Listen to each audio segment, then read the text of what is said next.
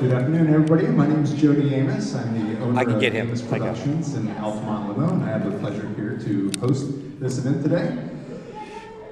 We want to welcome and thank you for joining us today for the premiere of our Women in Business Symposium. It is Women's History Month, and we want to celebrate our local women business leaders. Speaking of, when I received the request to host this today, I was wondering, I was thinking, like, why did they choose me? Why did they, did somebody say in the planning committee, let's choose Jody with the chamber. She would do really good. She would be great up here. No, that's not it. I am also the chairman of the board with the Livermore Valley Chamber, and this is a chamber event, so thank you all for attending. We hope you enjoy this opportunity to network and learn from our guest panelists who have so graciously volunteered to share their journeys with all of you with you at the fabulous Livermore Valley Arts at the Bankhead Theater. We are so pleased to have Livermore Valley Arts as a partner and value the relationship that we have maintained over the years. Like many of the businesses and organizations represented here today, the Chamber has been diligently monitoring and navigating the constantly changing business environment that compromises our business community. The Chamber produces its programs and events due in great part to our event sponsors. A big thank you for today's event sponsor, Cimex. Also, Vintage 99 Labeling, Inc., Fremont Bank, and today's wine sponsor, Jessica Carroll of JMC Cellars. I also want to thank our event partners today, Livermore Valley Arts, for accommodating us at this beautiful venue this afternoon. Thank you. My crew, Amos Productions, we've got Franco and Jess back there on cameras, and we've got Mikey on mics running the sound in the back here. And Ron Essex Photography, Ron. On the Vine Catering. And our media sponsor, Livermore Vine. Before we begin our program, there are a number of businesses, community, and elected leaders joining us today that we wish to acknowledge. We are fortunate to have so many of you here with us today. Recognizing the Livermore Valley Chamber of Commerce Board of Directors that are in attendance with us today, please stand when I call your name. Me, Jody Amos, Chair of the Board. Our Chair-elect, Kim Grudel. Scott Wilson, Lawrence Livermore National Laboratory. Harold Roundtree, Uncle Credit Union. Catherine Cheetah, Hawthorne Suites by Wyndham. Deborah Finestone, Finestone Marketing. And John Marchand, our Mayor of Livermore.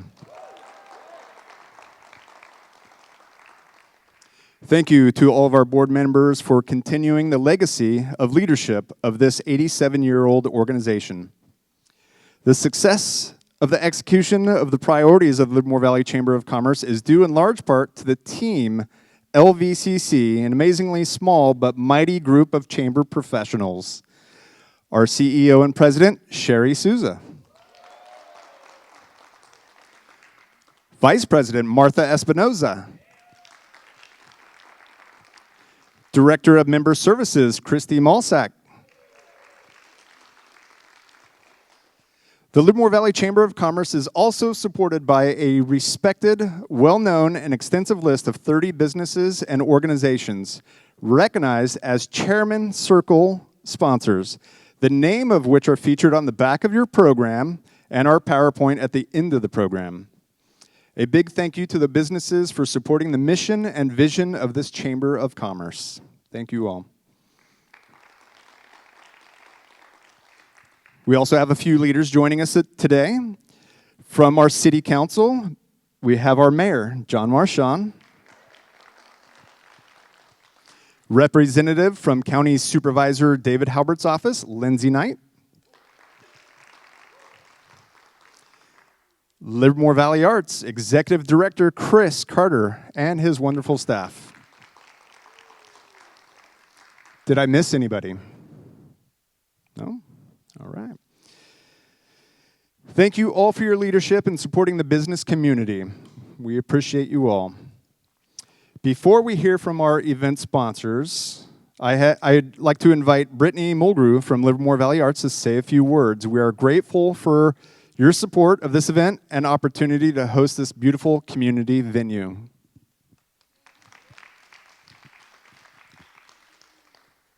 Hi, thank you, Jody. So on behalf of Livermore Valley Arts, I'd like to welcome you to the Bankhead Theater. My name is Brittany Mulgrew. For those of you that don't know me, I work here as the manager of the Development and Fundraising Department. We're a nonprofit arts organization right here in the heart of downtown. We host hundreds of events every year and performances, and we really enjoy partnering with our community. So if you have an idea or an event that you'd like to host here, we'd love to hear from you. We're always happy to work with everyone. We have a number of exciting performances coming up. I'll just name a couple briefly. We have a show coming up with Pam Tillis. She's a country music star. Nava Dance, it's a ballet show. And we have a local guy. His name is Jason Lyle Black. I believe he went to one of the high schools locally. I can't remember which one. But he will be returning to our stage. He sold out last time he was here. He was very good. Our season announcement party will be on April 17th. It's a member-only event. There's food, there's drink, but anyone can become a member. And right now through the end of March, we do have a special promotion for $25 off through the end of the month. We really want to thank you so much for being here tonight, and I hope that we see you again soon. Thank you, Brittany. All right, we have, I would like to call somebody up, one of our event sponsors, to say a few words. From Vintage 99 Label Manufacturing, Kathleen Gonzalez.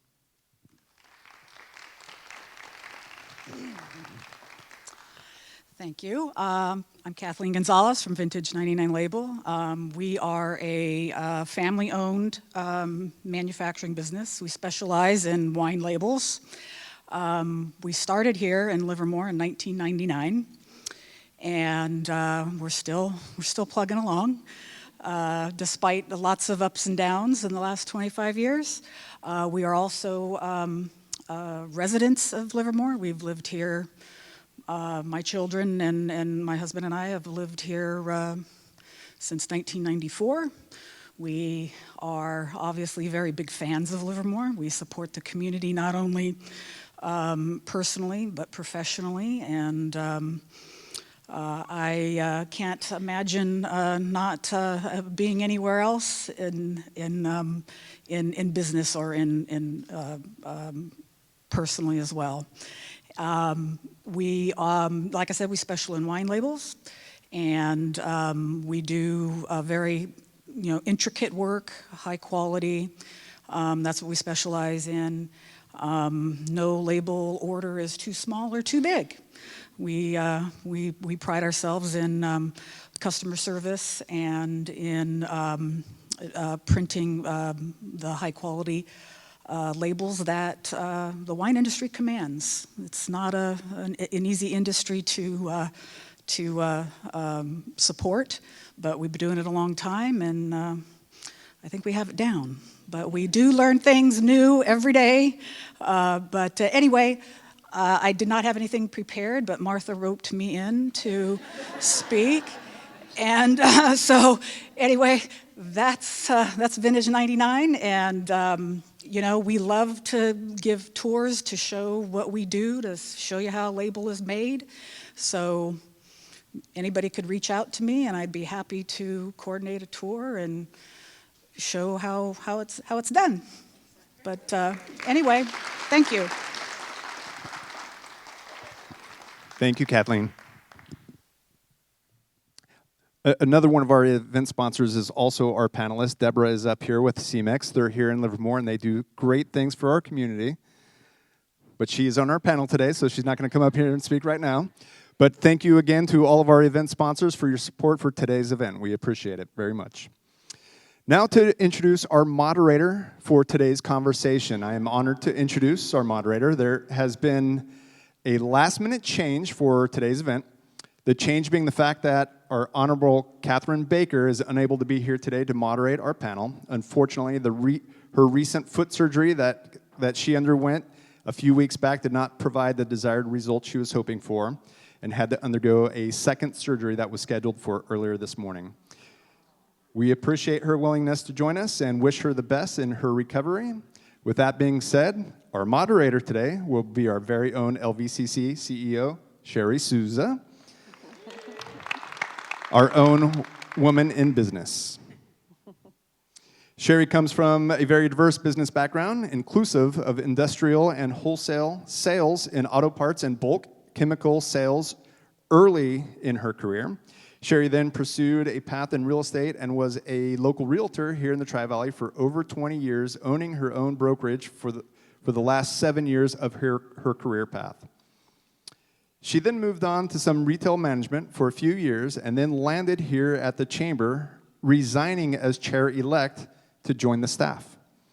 Sherry's involvement in the real estate industry took her on a fabulous leadership journey and various leadership roles, the finale for Sherry being her leadership role at the National Presidents for Women's Council of Realtors in 2017.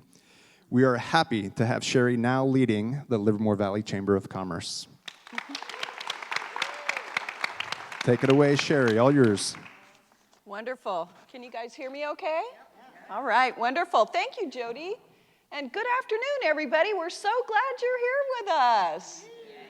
We're going to have a great conversation this afternoon, and we have a stellar group of businesswomen with us here today, including you in the audience.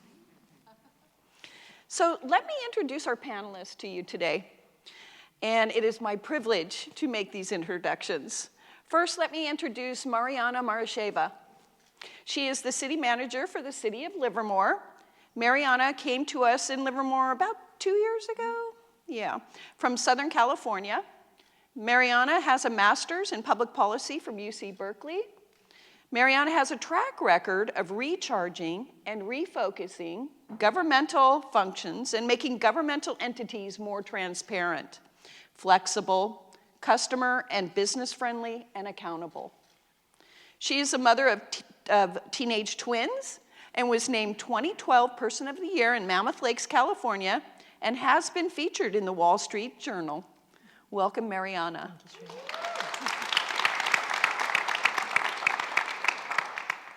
Next, we have Carolyn Wente, chairman of the board and fourth-generation wine grower for Wente Family Estates that has lived among us for over 80 years. No, that's not how old Carolyn is. That's how long her family has been doing business in Livermore. 141 years. Oh, 141 years. I'm sorry. Carolyn is the driving force behind... How many? I'll get it right next time, I promise. Carolyn is a driving force behind the expansion and growth of Wente and is instrumental in developing the Wente family's lifestyle business. Carolyn was there when the Wente restaurants were opened, when the Wente concerts began, and when the Wente golf course was created. Carol is an author, a former chairperson of the California Wine Institute, a graduate of Stanford University, received the Woman of the Year Award in 2000 from the California State Assembly. Carolyn is a mother of an adult son. She was born and raised right here in Livermore and continues to lead her family-owned business to new successes. Carolyn recently, the first woman awarded the American Wine Legend of the Year award by Wine Enthusiast.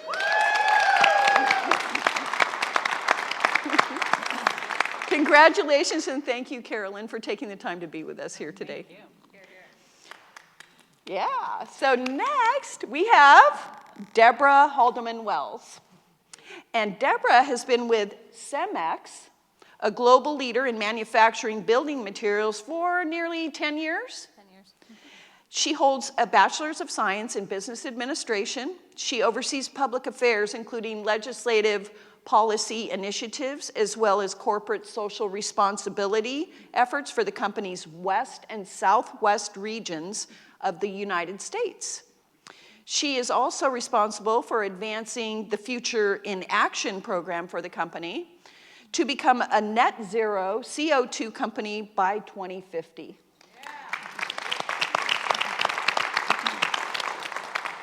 So Deborah serves on numerous boards. She is the mom of a young adult son and enjoys golf, walks, and her black lab. His name is Elliot, by the way. Please welcome Deborah to the panel. Would you prefer Deborah or Debbie? Debbie, please. Debbie. I feel like I'm in trouble if you call me Deborah. Debbie it is. Our final panelist is Dr. Nan Ho. Nobody in here knows her, do you? So Dr. Nan Ho is Vice President of Academic Services at Las Positas College. Dr. Ho is deeply dedicated to the success of the Tri-Valley community, serving as an award-winning educator and a leader at Las Positas College for more than 28 years. She has partnered with education, industry, civic, and nonprofit organizations to create opportunities that benefit students and enrich the culture and economic vitality of the region. Nan earned her doctorate from the University of Southern California and her master's and bachelor's from Stanford University. She serves on the board of directors for Quest Science Center and for Bay Nature Institute. Dr. Ho and her husband have 2 adult children and a very fluffy Saint Bernard. She loves the outdoors and has been a docent at the Oakland Zoo in the past and currently is learning a 5th, 6th, and 7th language. Impressive. Duolingo. Yeah. On an app. She says she's doing it on an app, but it doesn't matter. She's still learning it. Yes. And so welcome, Dr. Ho. Thank you. So I'm very excited for this conversation today, ladies, and we have many questions for you today. And so what we're going to do is we're going to be asking the panelists some questions, and then if you would hold your questions until the end, we have a microphone out here, and we're going to have a little Q&A for the last 20 minutes of today's event. So let's talk.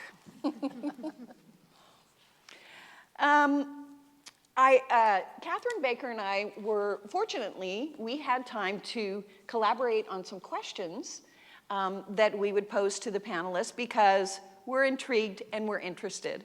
And we want to know, what's your story? So I'm going to throw this first out to Dr. Ho. Okay. It's like a roulette thing. So Dr. Ho, in your current position at the college, did you intentionally aim for this position, for this target? Actually, I did not. My path is really interesting because I started college as a social science major.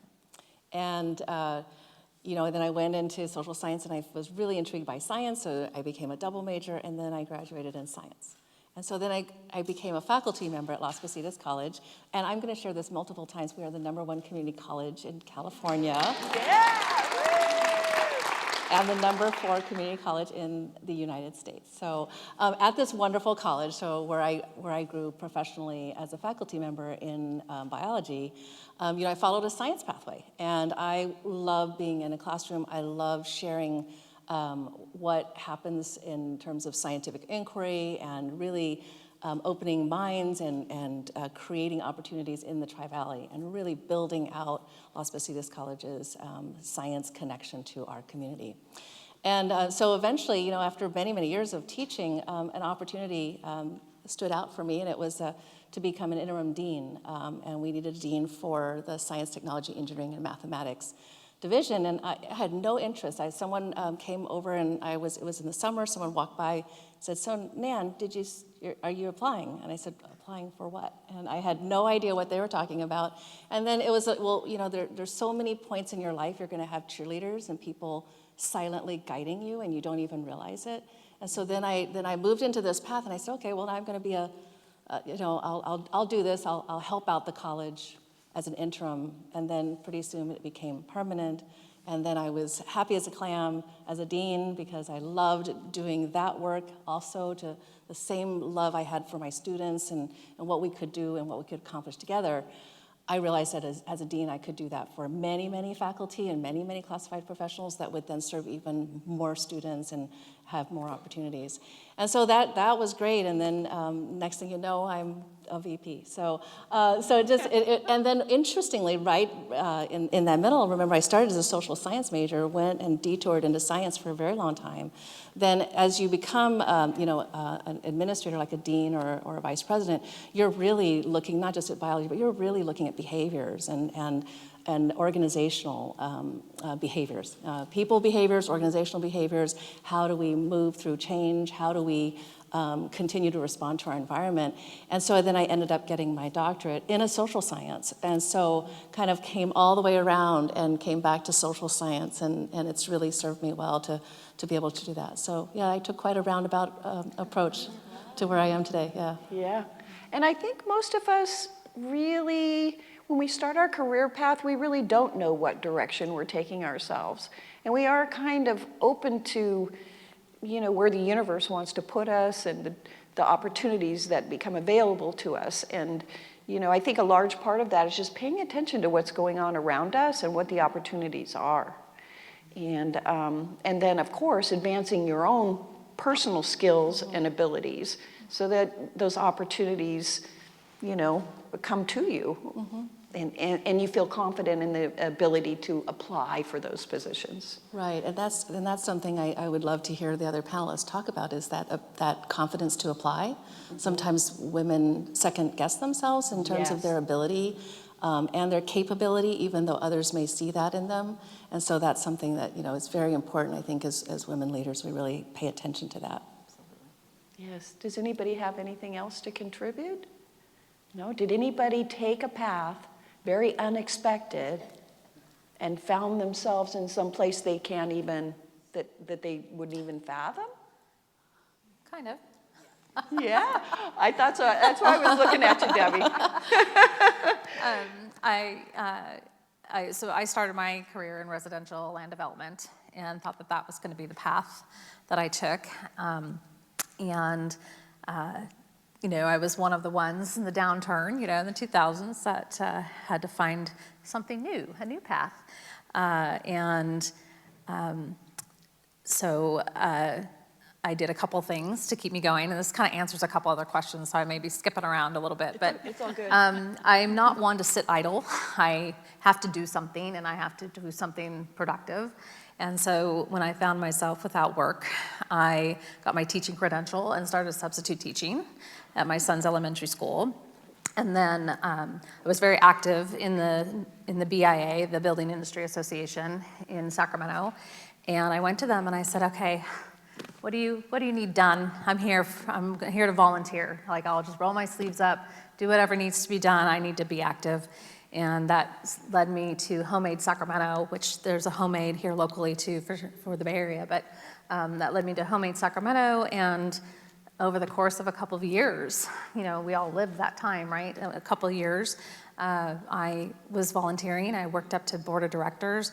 But what that did for me was introduce me to some key people in the industry. And while I actually didn't get a job back in the home building industry, it led me to serving on the CBIA's Government Affairs Committee, and that led me to the gentleman who hired me into Cemex. And I never thought I'd work, if you asked me 11 years ago, would you be working for a concrete and cement company? I would have been like, what? I don't know anything about that. Right.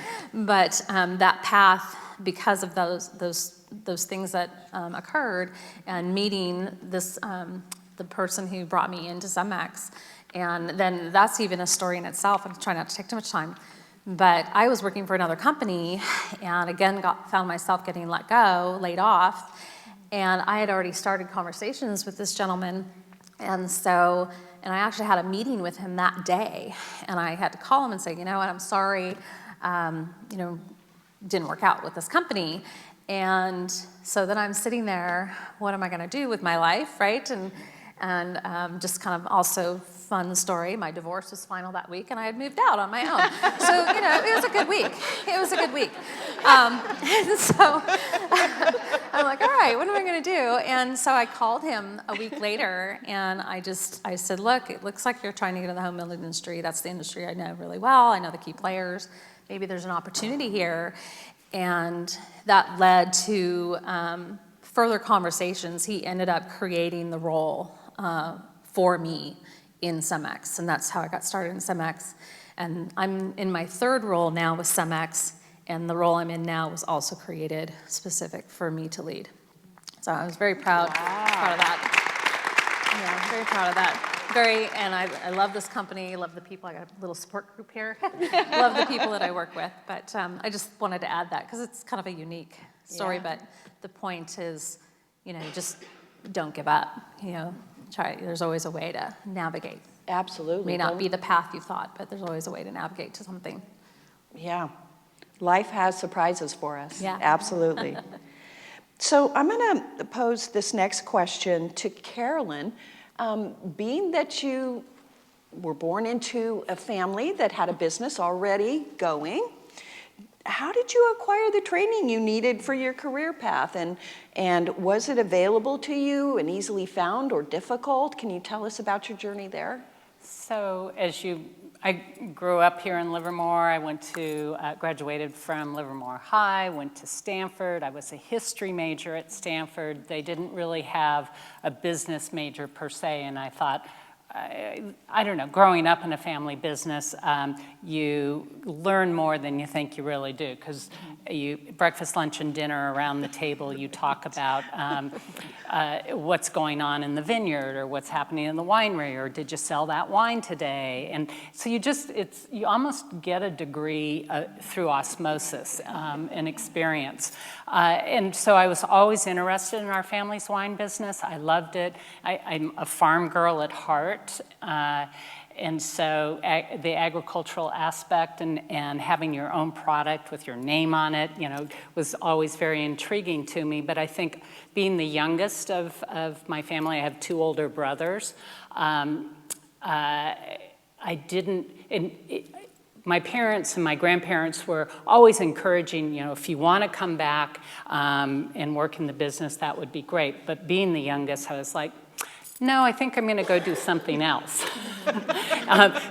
Just because I didn't want the silver spoon, I didn't want to be the kid sister who got patted on the head and yeah, come on, And so I went to work as a history major, went to work as a financial analyst for an agricultural bank, and ended up developing a computer system that tracked their agricultural loans. And so what did I know about any of that? Thank God we had a really great outside consultant. But I think that growing up with that agricultural background was very helpful.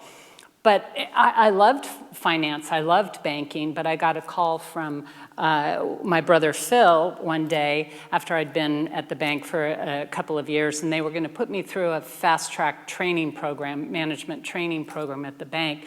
And my brother Phil calls and he goes, you know, we're looking for somebody to do sales and marketing here at the winery, and Eric and I would really love to have you come back and join us. And so my path was a little bit of a diversion, and I said, well, you know, let me think about it. And he goes, no, you don't need to think about it, you just need to come. And so I came back, but I did ask him, I said, what do I really know about sales and marketing? And my brother was just hysterical. He goes, well, what do you think you grew up doing? You know, you and our mother put every meal on the table for restaurateurs and hoteliers and retailers that came through, and you were pairing wine and food. And then Eric and I could never understand why our parents took you on all of the business trips all around the country, and you got pulled out of school and got to go, and you met all of these wholesalers and these people. And he goes, that's what you did growing up, so you know how to do this. And I'm like, okay. So at any rate, I came back, and I will tell you the first, long story here, but first or second week, I said to my two brothers, well, what exactly, you know, what's my job description? What am I supposed to tackle? And they both looked at me like, just roll up your sleeves and get to work. There's so much to do. Mm-hmm. And that was a little bit daunting to me because, no, there weren't any training programs to answer the real question. Everything I learned was very much on-the-job training. Yes, I had exposure to it, but I was such a neophyte and completely naive, probably didn't know that much, quite honestly, about business, but I had so many great mentors, so many great sponsors, so many people who were encouraging, and the industry I was going into was a completely male-dominated industry, alcohol beverage industry. Forget it, you walk into a room, it's all men in the room. So it was a very interesting journey, but everybody was there just helping. So I'm very thankful for that and love what I do because it involves so many different things, but everything was on-the-job training and learning. Wonderful.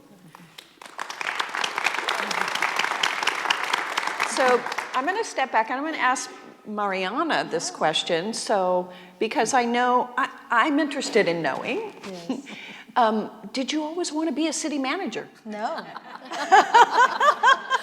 No, you know, and it's interesting listening to my fellow panelists. It's interesting how we found our path, right? And as I listen to them, you know, really what comes to mind, in addition to some of the pieces of advice that you shared, is be curious, be open-minded, you know, be open to opportunities. Don't give up, as you said, Debbie. But also something that I tell my teenage children, find your passion, you know, find your sense of purpose. And sometimes it may take a few years and a few tries and a few different career choices until you get to that sense of purpose. So going back, I was 19. I actually came to this country from Central Asia, of all places, to go to San Francisco State, and thought I would just stay for a year.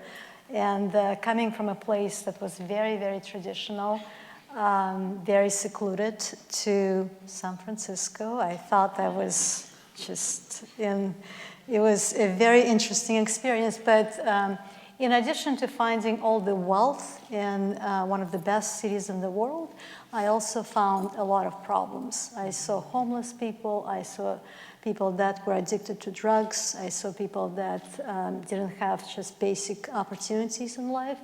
And I think it's something that at that point really made me think, what can I do to help? What is my role in this world? What is my sense of purpose in this world?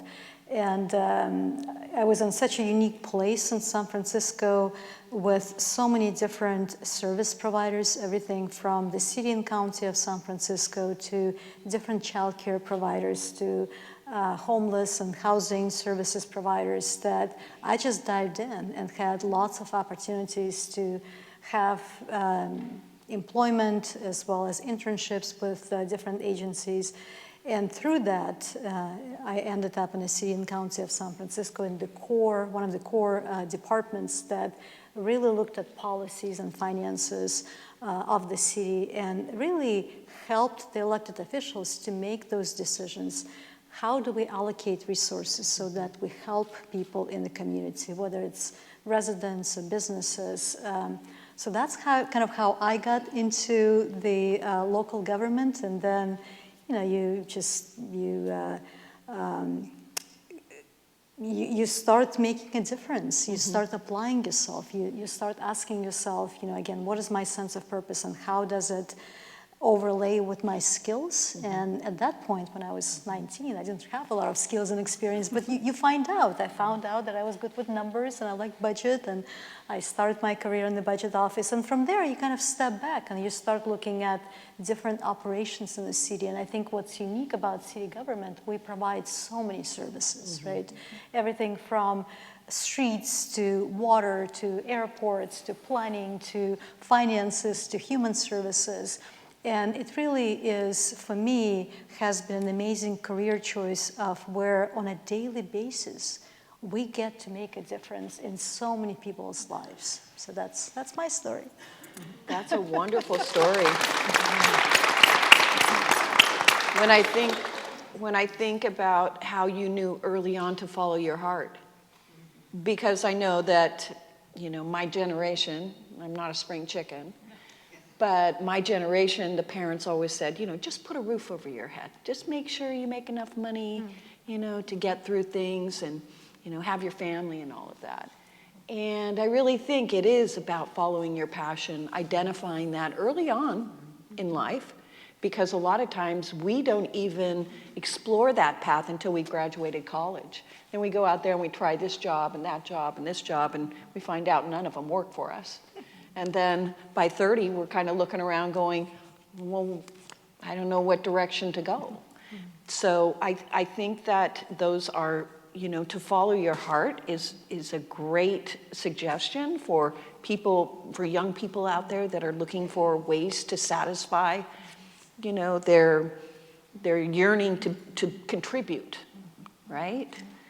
So I think that's an important point, though, that, when you're 18 through 21, do you really know what you want to do? Some people, I knew some friends who were like, yeah, I'm going to be a doctor, and they were just laser vision on what they wanted to do, but I certainly didn't. And I think there's a great opportunity in college to seek out internships and to try different things, and that's what I did. I went to work on the Hill for a senator in Washington, D.C. I worked for a commodities trader at E.F. Hutton. So I did a lot of different things that were not in the wine business, but it kind of gave me a sense of, well, I like business. I don't like politics. I want to go, so whatever. But I think there is that great opportunity, and I'm so impressed that you were able to take the passion and put it together. But right then, yeah, at such a young age. Yeah, that was wonderful. So I'm just going to throw this out there, and anybody can answer. Have any of you ever felt like an imposter or suffered from imposter syndrome? Me besides right now. So I'm so old, I had a sense of what imposter syndrome was. So I went on the internet. Does everybody know what imposter syndrome is? Everybody but me, okay. So I'm not going to read the definition. The definition of an imposter syndrome is those who have it may doubt their skills, talents, or accomplishments. They may have a persistent internalized fear of being exposed as frauds.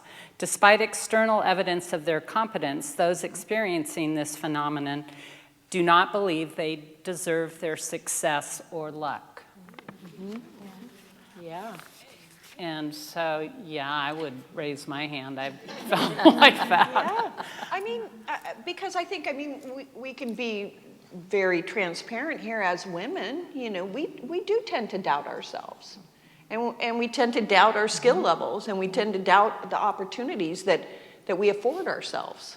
So Nan, you were starting to say something there too. Absolutely. You know, you think of people who apply for jobs, and I don't know the specific citation, but if you look at, if a woman looks at a job description and it has 30 skills that you need to have and the ability to, you want to make sure you match every single one of them. And not only every single one, but you need to excel at every single one of them before you even apply.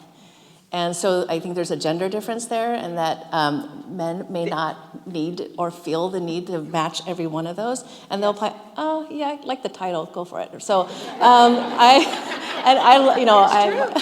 I mean, it's like, and it's really interesting because you see that even in our positions when we're looking at applications. You know, you can see a little bit of that, but I think also we self-edit. I shared earlier, that it took someone to tell me that. You would make a great dean, and I thought, what does that mean, right? And that's really driven a lot of what I do in terms of developing, my team or the people that whether it's students or just really helping other people, is recognizing that magic that they have, and then telling them, and you have to tell them because they don't sometimes see it in themselves. Yes. So yeah, absolutely. And when I was in grad school in science, also like Carolyn, male dominated. Walking in as a grad student into a conference, and I was a woman first in that room. Not a scientist first. I definitely felt that, and I was very confident as a kid. So it wasn't until I was in grad school where I began to really sense that. I didn't sense it in college, it was really in grad school. And so you really start, okay, well, all right. So then, and the other part of that is I'm an Asian American woman, so then I have that intersectionality of my identity. So now I can't walk into a room without being seen as a woman and as being an Asian American. So you're always taking your identity into that space. And so I think, very much, okay, am I qualified? And so a lot of mentors, a lot of people saying those words to you, whether it's a formal mentor or informal, someone who, I think you mentioned Carolyn's sponsor, those people who really, really help you to get over that imposter syndrome. Yeah. And really, over the course of my life, people have told me how they see me. I don't see myself the same way. Mm-hmm. But you have to believe those people that are looking at you, because they see the skills, the talent, the ability that you don't find in yourself. Mm-hmm. So, yeah, you just gotta believe them. Believe them. Mm-hmm. So, Debbie, yes. You intrigued me earlier today, because when we talked about this imposter syndrome, you raised your hand and said, absolutely. Well, so yeah, I want to know what you're thinking about it. I think we've already set up here. I think everybody's experienced that, I'm sure, more than once in their lifetime, whether it's professionally or personally. I know I have, for sure. And one, I can give you a specific example. It's fairly recent. I participated in a women's leadership group. I'm a Leadership California, if you don't know what that is. It's what it just says, right? I'm an alum of 2019, and I got into this room, and everyone started introducing themselves and talking about what they do for a living and their credentials and all the thing, the volunteer work they do. I mean, and the list would go on, and I'm sitting there like, what did I get myself into? But what was so wonderful about that is I think all of us were probably feeling somewhat similar, right? Because this is a room of 50 women. But as everybody got to know each other and started talking to each other, you realize that's not the case. That's not true. And to stop feeling that way, because we were all there for each other. We made friends, we made lifelong friends, and we were all there to support each other in everything we were doing, including getting through that program. But I think that feeling lasts temporarily, hopefully temporarily, and once you start realizing that and having the confidence in yourself and the self of belonging, that fades away, and you become more confident in situations like that. each time you have that opportunity. So, and that tends to fade away. Absolutely. Debbie, I find it, here you are so successful, and that recently you were still feeling that in a space. But to your point, I think everyone in this room, at least once in their lives, felt that way, right? And it's, feeling intimidated, and it's really coming from the inside, right? Having this feeling intimidated or unsure. But all of you said what I think could be a great advice, and that is reach out to someone that you feel comfortable talking about this, and just talk about it. I'm feeling unsure. I'm feeling that I'm lacking confidence. What do you think? And either they'll tell you that you're wrong, or they'll support you. I think another part to that is we all have met so many people most of the time that we interview for the jobs. And, there's a spectrum. On the one side of the spectrum, you have people that are completely self-confident. And on the other side, people who are not. And it's probably good to be somewhere in the middle, because if you are completely self-confident, you think that you know it all, you're not going to grow, right? And to have that growth mindset, you always have to be in a place where you go like, I don't know everything. I want to learn more. I want to be curious. Exactly. Right? That's great advice. And I hope that you're all listening very deeply to these conversations, because these are the types of things that we need to talk about with our trusted friends and allies. I have a question for you ladies. Did any of you have an investment in your vision? Did somebody support you financially or emotionally that you would like us to know about? Did you have a best friend that pushed you forward? Did you have a parent that said, I'll pay for your college if you do this? Was there any investment in you, whether emotional or financial, that you would like us to take note of? Well, I'm sure all of us have that in our lives. This will fall under the cheerleader question too. Who's your biggest cheerleader? Who's your greatest cheerleader? Right. Well, so investment, I put myself through college. And so that was my investment in myself. And then the emotional support, and my biggest cheerleader is my mother, and probably my greatest mentor. She is a retired civil engineer now.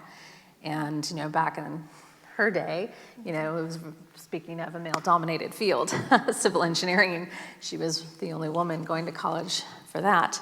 But she worked for a county, and she worked in flood control, and she worked her way up in that county, and I got to watch her grow in her career.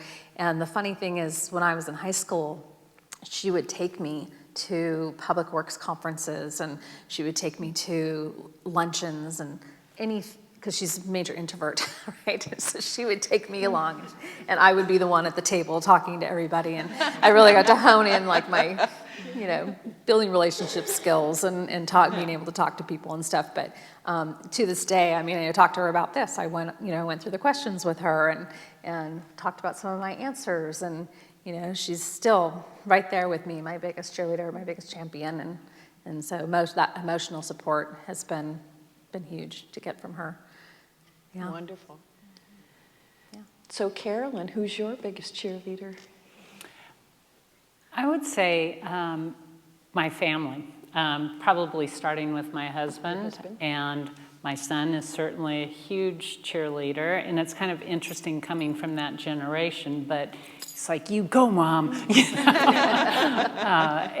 And then, like you, my mom, all-time best mentor, and my father died when I was a senior at Stanford, and he was 49 years old. Oh my goodness. And so my two brothers and I actually inherited the winery when we were 21, 23, and 24 years old. Wow. And here's my mom, who's the backstop for it all. So she really was a huge part of keeping our business going, and very encouraging for me to go off and do other things, know that I could stand on my own 2 feet before I came back and started working at the winery. But just an incredible woman, born in 1926, so she's 98 years old, still alive. Oh my goodness, yeah. And, you think about that generation, and she was quite amazing to carry on.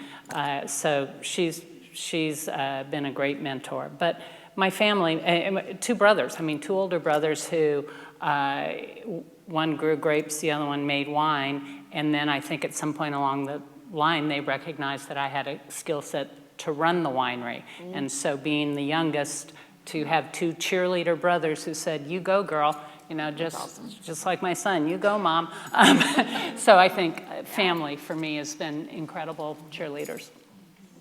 That's really great. And Nan, how about you? Who's your biggest cheerleader? Family, definitely family. My husband is one of my greatest cheerleaders. He's gotten me through so many challenges. Also my parents, gave up a lot for me, and my kids also do the same thing. They go, "You go, Mom," right? And they texted me before this. "You got this, Mom." So it's really, it is family, a lot of family. The investment in you, what they had to give up, when I went back for my degree, and I was working full-time, and I was working on my doctorate degree at the same time, full-time, that was a lot on my family. That's a big deal. Yeah, absolutely. And then really key friends, the people really lean on you. I know that at some points you help others, you pull them along, you nudge them, but they're also dragging you along sometimes, or they're saying, we can do it. And so those are the going almost like cheerleaders, but also that investment. They're really invested in your success even when you don't know that you can do it. And so believing in yourself and having that network, and then you just pay it forward to all the other people in your lives. And Mariana? Yes. I want to know who your biggest cheerleader is. Is it the mayor? I will get to the mayor. I was going to get to the mayor at the end, but let me.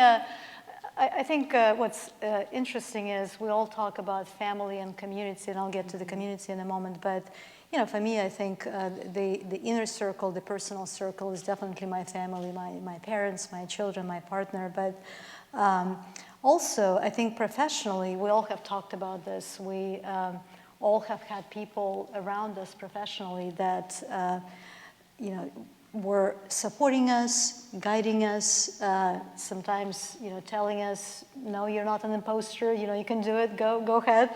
And I've certainly had plenty of those people in my career. When I started, for sure, when I was in Auckland, year 2000, I was 24 years old. Auckland was broken, like it always is. I'm sorry to say, but I also learned that if you can make it in Auckland, you can make it anywhere. But that's right.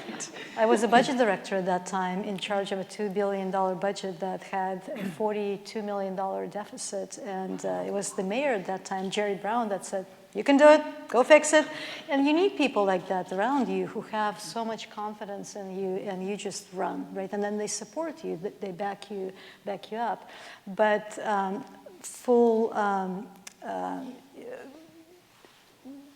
forward to Livermore right now, what I find fascinating about Livermore is the power of partnerships and collaboration that we have here. So many people in the community, so many people in the audience right now work together on a daily basis to serve our community. And it's something that, frankly, I haven't seen anywhere else.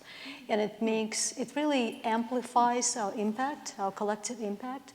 And so to Mayor Marchand, mayor, council members, executive team, all work as a team in the city. And again, it's something that you rarely see anywhere, because I report to the mayor and city council, and then my department directors report to me, but we don't work like that.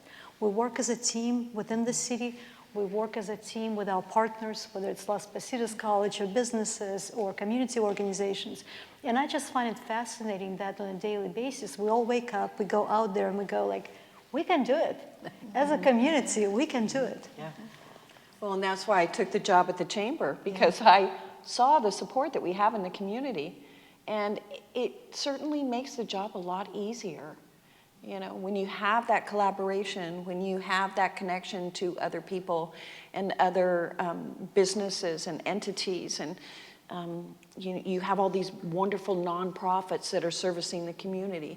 You know, it makes it easy to do, much easier to do your job than it would in any other type of situation. So, yeah, it's a great community. I love living in Livermore. And so I just have a question for all of you. I'm just going to throw it out there, and whoever wants to answer can answer. Have you ever, like, been ready to give up? Have you ever been in that place where you just don't feel like you can push forward any longer? No. Okay. No, Honestly, that's great.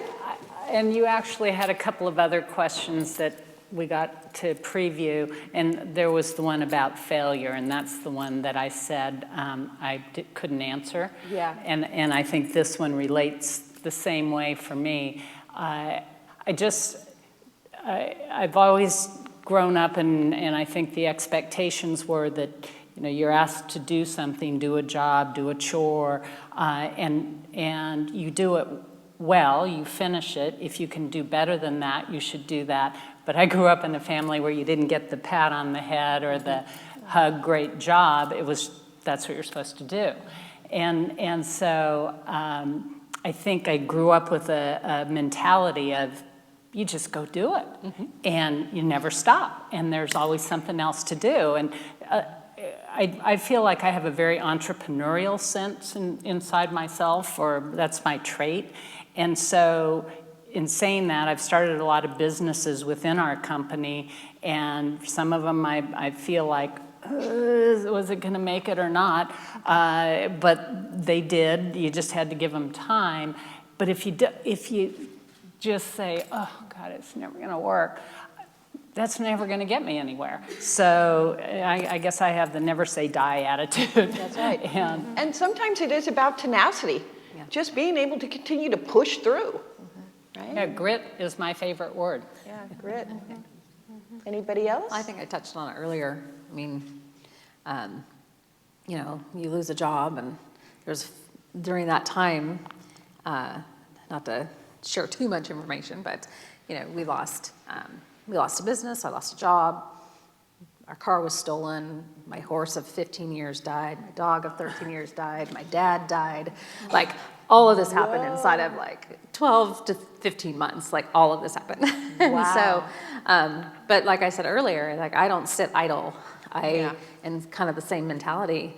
No, I never ever thought about giving up on anything. It's like, okay, well, that didn't work, or that happened.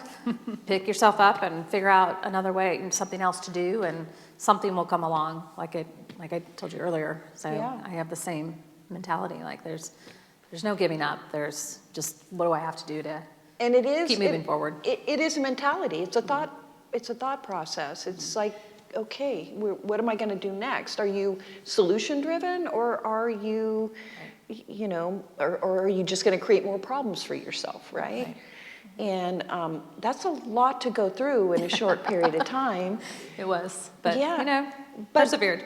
We were but fine. Also, I think that the world gives you those types of situations there, so you can see what you're made out of. Yeah. Right? And if you can push through that and you can get to the other side and you got something good over there, And I don't. You've done well. And I tell you that not like, woe was me. It's like it's okay, everybody deals with loss of stuff in their life. Yeah. And you just have to figure out. You can either sit there and drown in it, or you can, like, okay, all right, well, that shit happened. Like, what do I do next? You know, so I gotta find something else that's, you know, and keep going. Yeah. So I guess we don't need to talk about failures because there's no such thing, right? No such thing as failure. Well, it's a just lesson learned. it's just learning and finding your way around it, right? Finding a solution to the problem. Yeah, I think sometimes you try on one pair of glasses, you look at it, doesn't work that way, and then you try a different lens, and you just keep examining the same thing and just try to solve the problem, right?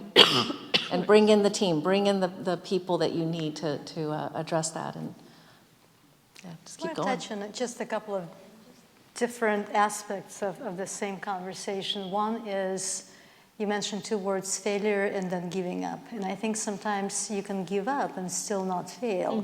And I've had times in my career, especially one right before I came to Livermore, where I thought I was done with city government. Because, you know, in some cities, and it applies a lot in larger cities, you have elected officials that come into office and they bring an agenda with them. It's not about the community. It's not about making a difference in the community. It's about that agenda. And it's very unhealthy to be in that organization. So as a city manager who's supposed to be implementing those policies, you're sitting there thinking, do I want to do this? Is this for me? And I think my advice to, you know, my colleagues, my children is, you have to be able to ask yourself that question, career-wise or personally, is this for me? Can I live with this? And if the answer is no, walk away. You have to find the strength to walk away. And I think, following that logic, if you end up in a place where, you know, it's very, very difficult, and, you know, we have some really strong women in here, but not everyone is strong. And I think being in a place where, you know, you feel that, you know, the world has come to an end, I think really falling back and again on that sense of purpose. What is my sense of purpose? Who am I? And being comfortable in that place, maybe sitting there for a while, because, you know, as we were all talking, I'm thinking about today's generation, you know, my children who are 14, mental health is a huge issue. It's a huge issue. And so I think we need to acknowledge sometimes that if someone fell and they can't give up, it's not a failure. Maybe just they need to sit there for a while, figure out what their sense of purpose is, and we need to help them to get up. Absolutely. And I think that's kind of what the pandemic did for us, was helped us go within. We were so externalized, and we were rushing around and going from here to there and just on the treadmill, right? On the hamster wheel. And the pandemic made us all stop. It made us go back to our families. It made us think about looking inside of ourselves. What do we really want out of our lives? And I think that's what we're seeing now. We're seeing a big shift right now in what people are choosing for themselves in their career paths or their lifestyle. They're picking other than the typical norm now. And it is becoming very clear to me. It's a very exciting time. It's a transition for our world. And I really appreciate the fact that people are really evaluating for themselves what they want out of their life, not society as a whole wants for you. So that's a great thing. What has been one of the most threatening obstacles on your career path? Anybody want to be the first to answer that? A threatening obstacle? Well, you know, when I saw this question, I thought, threatening. I don't know that in my life I've ever felt that any obstacle was threatening to me. So I was thinking, what would be an obstacle, right? Like, what are the, I even turned that into a challenge. You know, what is a challenge that seems intractable, and how do you approach that? So in higher ed, for example, you know, we are usually very low resourced, but we have huge initiatives that we need to advance for our students, for our employees, for our communities, for our industry partners.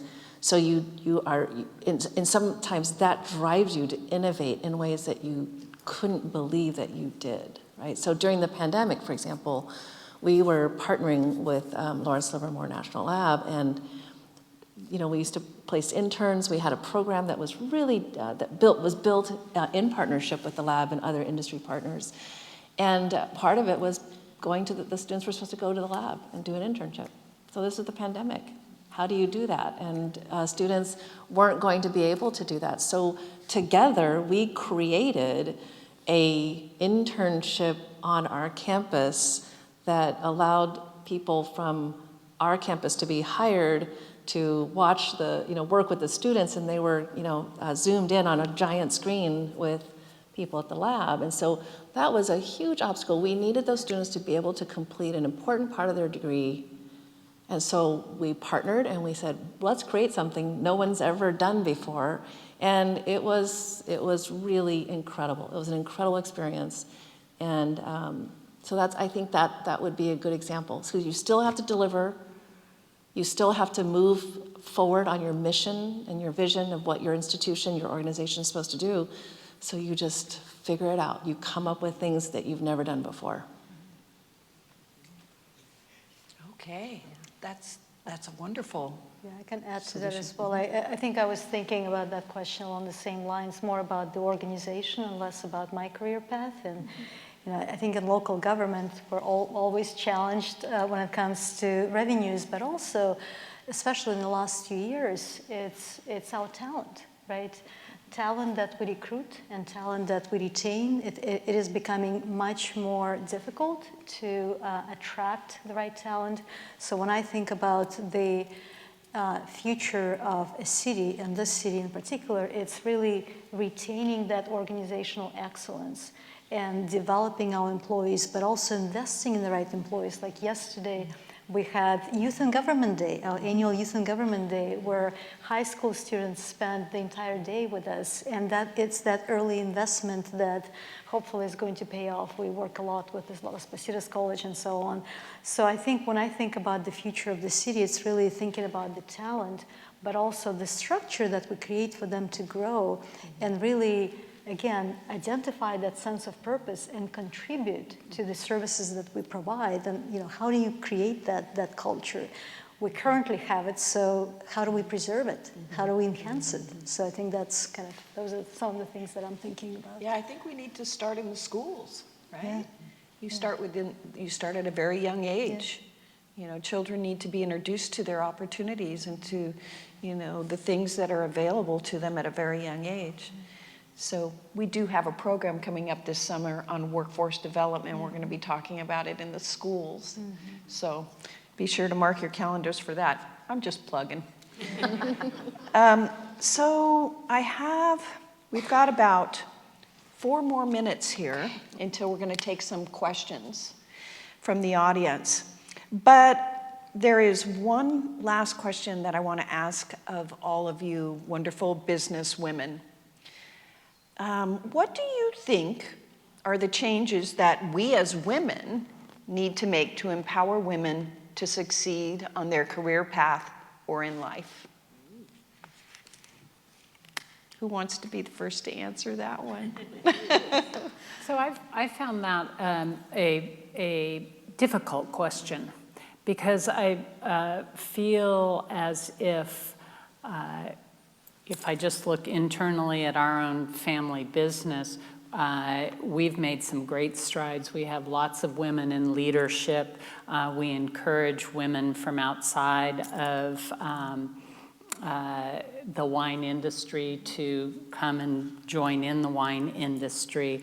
I feel personally that when I started back in our business in the 1970s, as I said earlier, it was all men in the room. And I look at the organizations that are industry related, like the Wine and Spirits Wholesalers Association, or DISCUS, which is the liquor lobby group, or the Wine Institute, or Women of the Vine and Spirits, that is all about getting women involved in the industry. Every one of those organizations has developed something, realizing there weren't any women in the room, whether it was as a salesperson or going up to manager levels or whatever within a wholesale house. And they've all put these tremendous programs in place to get women, and it's quite frankly DE&I too. So but really women were the first ones they started with, and so it started to be very exciting for me to see this, and so I was like, well, what is it that I can do now that's different? And I think it's continuing to just get the message out there that the building blocks are there, but it's gonna take time. And, I wanna wave the magic wand and have it all work just tomorrow, but I do think we need to be patient. And did anybody hear in the news, as part of Women's History Month, that you couldn't open, as a woman, you couldn't open a bank account until 1974 without having a man's signature on it. Yeah. I mean, so. It's not that long ago. Yeah, so think of all the things that we've done. And so if, what's the scientist over here, the laws, what is it, Moore's Law? I mean, that's what I want to see with women. But I think we're there where I do think it's going to take off exponentially. And I think, currently the political environment in our country right now, women are losing rights left and right. And, the states are in control right now because the feds have overturned Roe versus Wade, right? So when we look at how things are shifting and how we work so hard to get what we got, and then overnight it's taken away by a small group of people, you wonder, okay, where can I place myself to prevent this from happening again? We do need the help of youth. We do need young women to be out there and to understand the social problems that we're having now and how we're going to take this to the next level and protect ourselves as women, right? Not only business women, but women, mothers, aunts, grandmothers. So going back to the core of your question, kind of like you, I mean, I come from a male-dominated, our industry, I think, does a really good job. We celebrate women in construction the first part of March, and I know lots of our industry partners are always promoting women. We do that very well, I think, within CEMEX. We have a significant, my whole team is women across the nation. My boss is a woman, and we have several executive leaders that are women, and I'm very proud of the company I work for. But I want to go back to the core of your question: what can we do to empower women, especially our young women?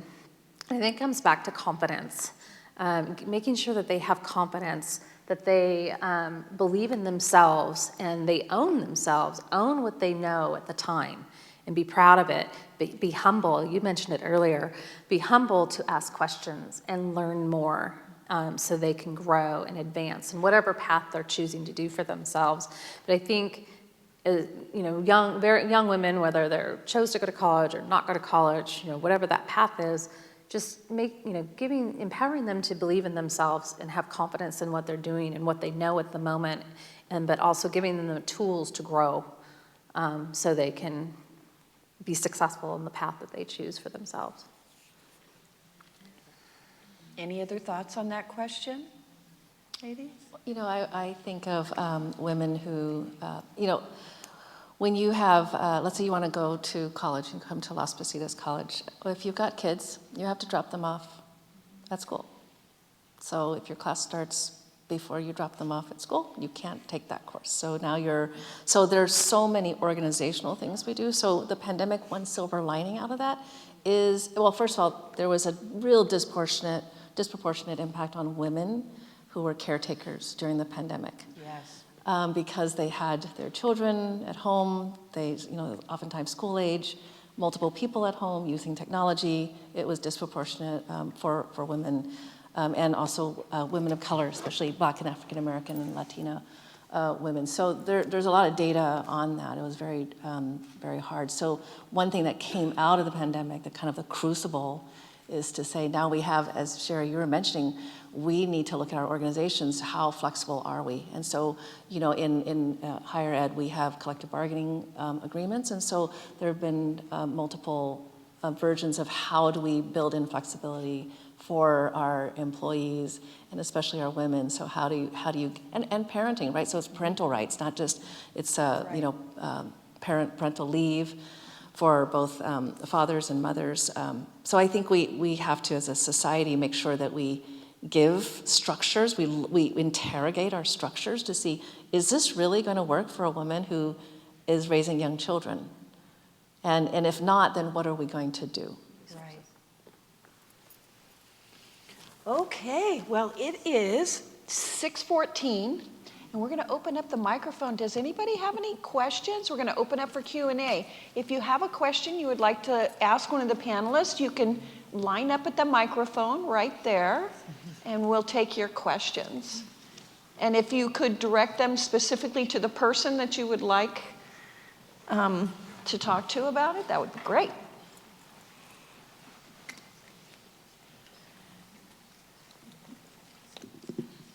Mine is more of a comment. First, I want to thank you from the bottom of my heart for being willing to take the time for us as women. Number two, I am very encouraged, Debbie, by what you said, because there was a time I also went through a lot also. But what I want to say, so that we can keep this movement going, is that we've got to let our story come out so that women that don't feel that they are, competent enough, pretty enough, smart enough, all of that, they have to hear that. Because I've gone into nonprofit organizations where there are women that don't feel that they're ever going to be anything, but that's why our stories are so imperative that they hear. And for me, even though, I kind of went into a little bit of a pity party for a while years ago, it's one of those things, you talk to yourself, okay, that's long enough, and then you move on. But that's why it's so important that, as women, that we really find something to say that's positive towards each other and encourage each other. So for me, this has been incredible. I thank you so much. Your stories have really just reiterated how I feel, but sometimes it goes a little silent. So I'm glad I was here. Thank you. Can I make a comment on that? I totally agree that we need to continue to support each other and get our stories out. And maybe I didn't articulate it very well in terms of my story, but I would say all of my mentors early on in my life were all men. And as I talk about women, I always have to remind myself that 50% of the world is men, and we need them to be telling those stories about us as well. And that it's really, we're all in it together, and if we don't get their attention, our stories aren't going to be heard either. So, yeah, absolutely. Good point. Annette. Hi there. Hi. My name's Annette Fry, and this is a question or a topic for all of you. And this is about aging and senior women in business. And, since the pandemic and before, a lot of older women are starting their own businesses. And I'm just wondering what your take on is that, and it's not just, and how women of older ages are feeling unseen. And it's coming to light, and I hear a lot of people talking about it. So, what's your take on women in business at an older age where they're starting to really just grow from that point on? I'm happy to jump in. I'm probably the oldest one on the stage here, so at any rate. It's a really interesting question because I feel that I'm finally over the imposter syndrome, that I actually do know some stuff because I've gotten lots of experience and I'm feeling confident about things and would love to help share and create new things and continue. But again, family business, we have a fifth generation who wants to come and do their thing. And so I'm put in this position of, oh, well, I may have all this experience, but yeah, they're right. It's their turn too. Mm-hmm.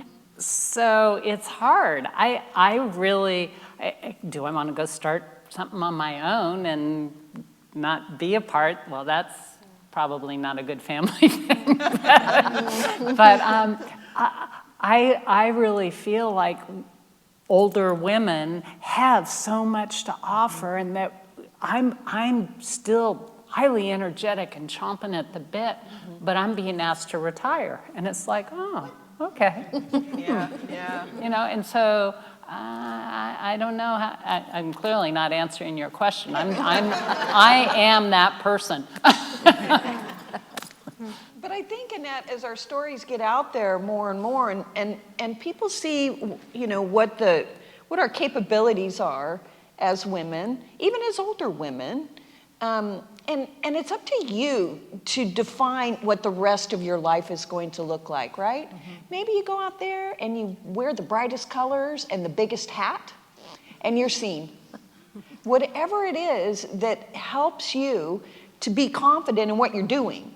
Right? And if you have a passion for baking bread and you want to open a bakery at 65 years old, then do it, girlfriend. Don't let anybody stop you. You know, have the confidence, because you know at that point in your life, you are a much better, more skilled person than you were at 20. Right? So, yeah, it's... Yeah, no, it's, oh, I know, because I know you have your business.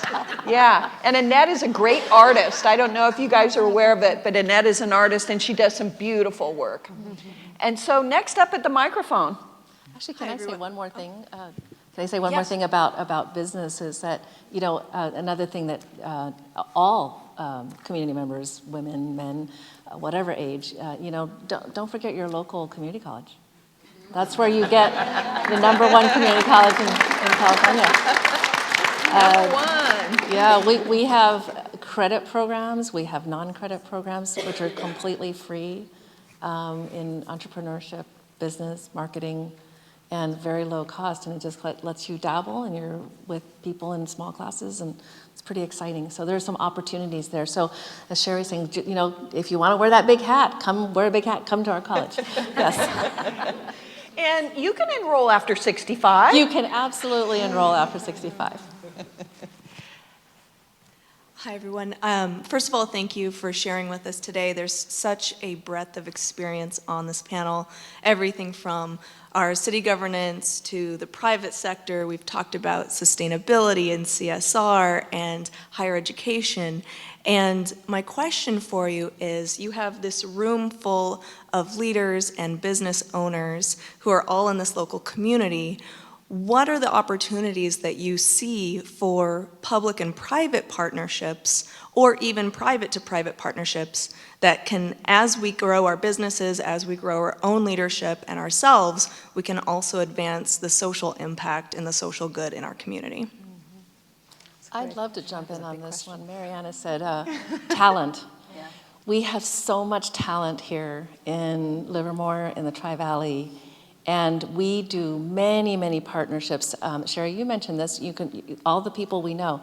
It's literally, if someone just calls our college and says, I have a need, and then you just start talking, and you could, oh, I know someone here, let me call this person for you, let me connect you here. That's something quite magical, Marianne. I think you're right. There's something quite magical about everyone knowing each other so that you understand what the resources are. So I think private partnerships, you know, as you decide what it is that you need, we have an incredible talent pool that may actually be there ready for you. And they're coming in and they want to stay here, they want to live here, they want to work here. So you don't need to recruit from outside. They're already here.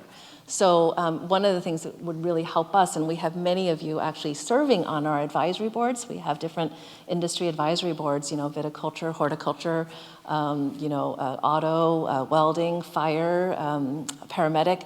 All of those are wonderful programs, computer networking, for example.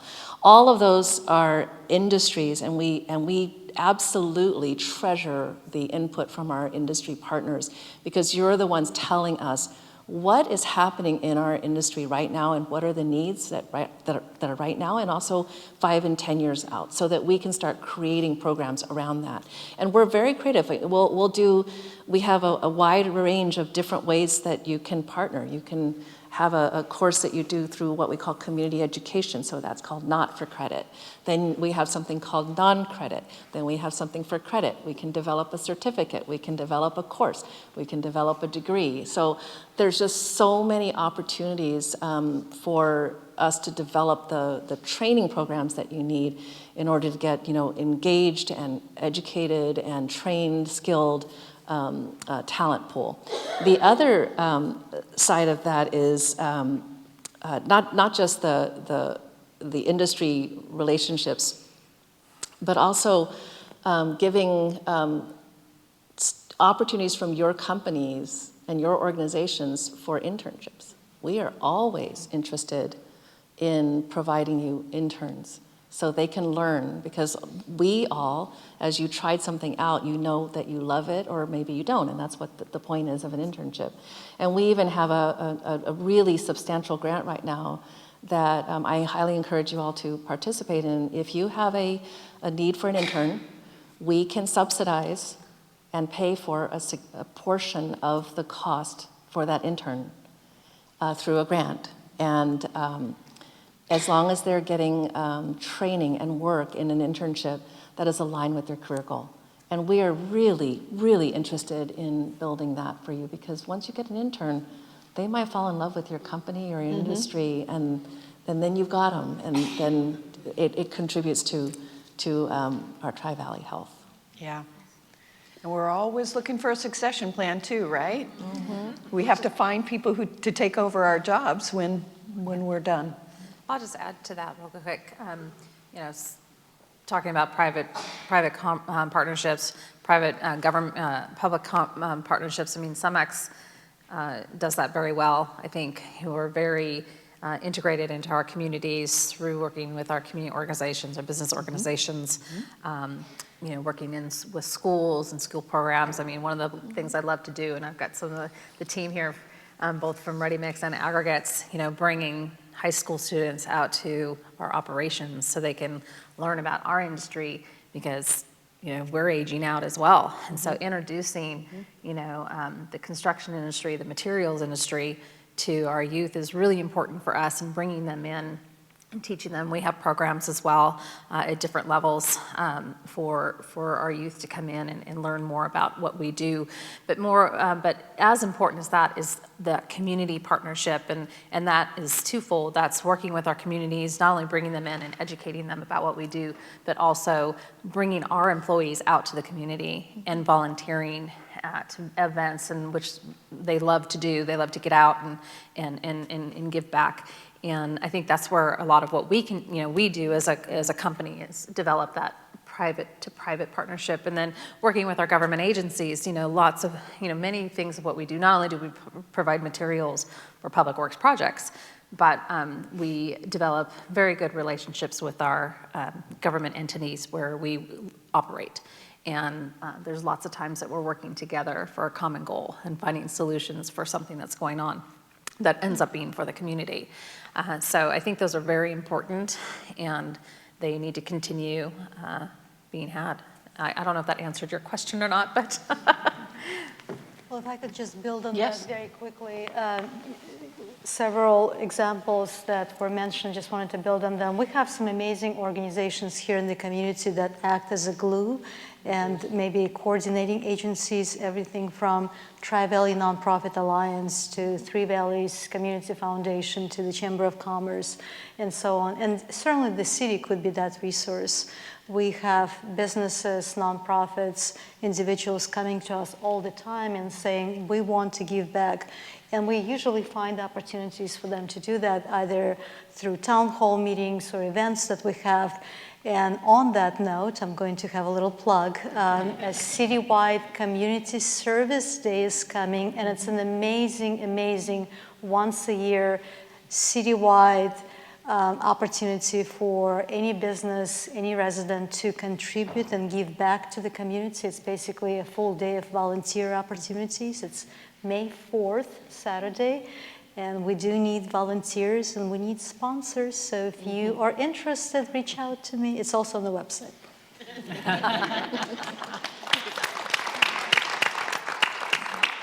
So I want to thank the panelists. Dr. Nan Ho, thank you so much for being here today. You're welcome. Debbie Haldeman-Wells, thank you very much for your insight. The famous Carolyn Wente. And our wonderful city manager, Mariana Marasheva. So thank you all for being here today. We have a little gift for you next to your chairs there. Be sure and take that with you. Please mark your calendars for these upcoming chamber events in April. We're going to have our Business Alliance meeting April 3rd via Zoom. It's at 8 o'clock in the morning. We're going to be, the ACE train is going to be doing a presentation to us, updating us on what their schedule change and stuff like that is going on for them. After Hours Business Mixer, April 17th at Robertson Park. And that's the rodeo grounds, I hope you know. And the Stockmen's Association and the Livermore Rodeo Foundation are going to be hosting us that night. It's a great event. They have a great spread. We have lots of beer to drink and lots of dancing to do. So please join us. Our first Wine Country Luncheon of 2024 is going to be on April 25th. The State of the County with Alameda County Supervisor David Halbert, District 1 at Garay Vineyard and Winery. And Martha, did I miss anything? Not for the month of April. You did well. Okay. Thank you. I don't want to get them the year. It's overwhelming. I know. But anyway, we appreciate you supporting this, this premier event for the Chamber of Commerce. We thought this would be a good idea. I still think it's a great idea. And I look forward to bringing you more of this. I think we're going to make this an annual event, so join us next year. And I wanted to let you know that we have too much food, so we have appetizers out in the lobby afterwards if you would like to stay and grab a few bites before you head out. And I want to thank all of you for being here today, for joining us in this wonderful conversation. And again, to my panelists, thank you so much.